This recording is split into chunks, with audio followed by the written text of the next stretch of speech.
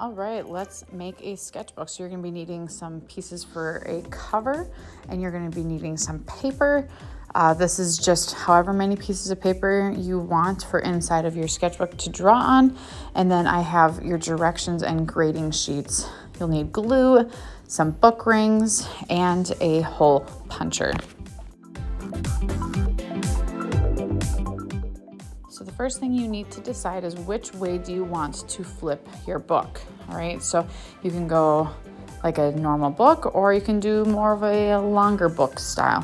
I'm gonna go for the longer book style, so that means I'm gonna be punching holes on the edge of the short side.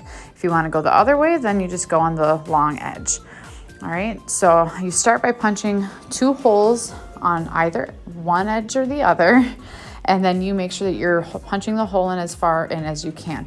You then take your second page and you make sure it's lined up with the first page, and then you punch a hole where the first one was punched. And then you grab a new page, line them up, punch your holes where they match up again, and you continue that process. Now you really want to make sure, as tempting as it is, you want to make sure that you're going one page at a time. If you're punching multiple holes, you're more likely to get inaccuracies. You're more likely to break the hole puncher or get some jams in there, or not punch all the way through. There's all sorts of issues that tend to come into play if you're punching too many papers at once. And we are using a little bit thicker paper, so then you're running more likely into those issues. So really make sure you're going one at a time, as much as you might want to do multiple.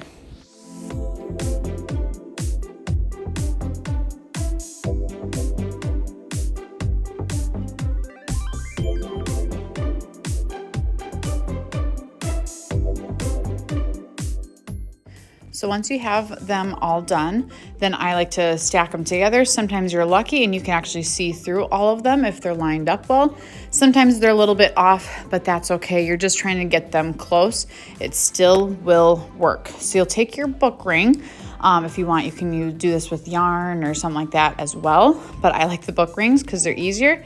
And you just weave them through. Now, if they're not lined up, you can see what I'm doing here is you just go one page at a time and you just weave it through.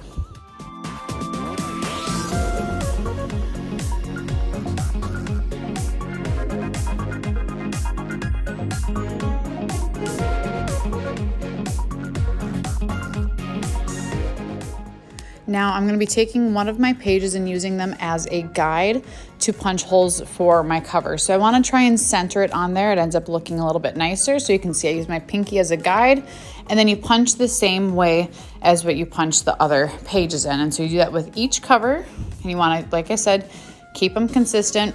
That's more likely for a high quality sketchbook that's going to hold up better as well.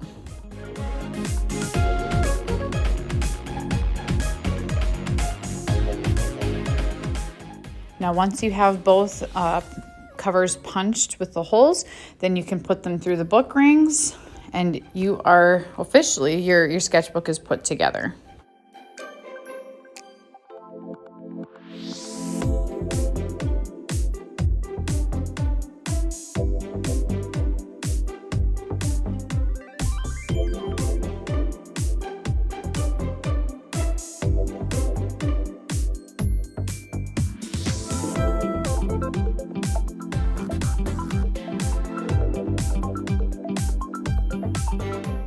So next up, we are going to be gluing in our little cover sheets of paper. One is a guide and one is for grading. Now, when we're gluing, remember, we don't use a lot. I always go a quick thin line across the backside around the border that I have found to be the most successful. Not a lot, and then just a quick little squiggle down the middle. I use a lot of pressure so that I'm not getting excess glue, and then I do the same thing on the back cover. But if you notice, I like having both papers kind of facing the same way, so I'm not having to flip the sketchbook around. You can kind of just do dots if you'd prefer in the middle, but it's that thin border, which is huge. And then I center it on my page, press it in, and I'm good to go.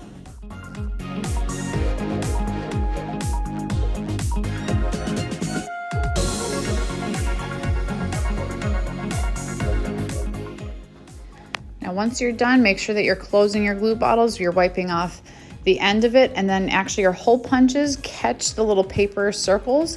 So make sure you're bringing that to the garbage and throwing them away.